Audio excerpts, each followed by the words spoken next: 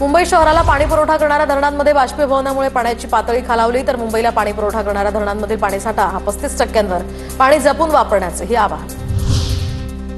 अंधेरीच्या गोखले पुलाचं काम अंतिम टप्प्यात तर कामासाठी वाहतूक कोंडीची समस्या वाढणार। काही महिने पुलावरून अंशतः वाहतूक बंद होणार। 15 मे पर्यंत प्रवाशांना पर्यायी वाहतुकीचा वापर करण्याचं आवाहन।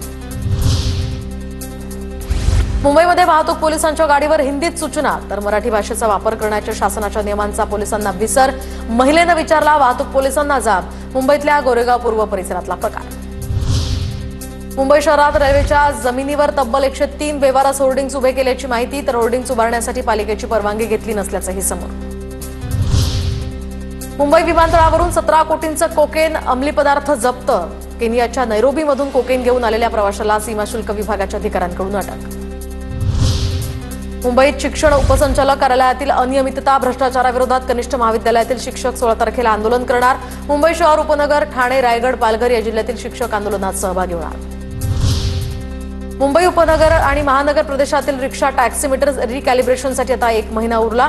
आतापर्यंत 1,98,362 रिक्षांचे रिकॅलिब्रेशन पूर्ण तर 15,000 टॅक्सींचं रिकॅलिब्रेशन। ठाणे महानगरपालिकेच्या आतकोली क्षेपणभूमी आणि परिसराचा पर्यावरणपूरक आता विकास होणार। परिसरात बांबूंचे वन आणि मध्यभागी विविध ठिकाणी हरित बेटे तयार केली जाणार। ठाण्यातील दिवा आगासन या भागामध्ये 24 अनधिकृत नळ जोडण्या खंडित तर अनधिकृत टँकर भरणा केंद्र सुद्धा बंद। ठाणे महापालिकेची कारवाई।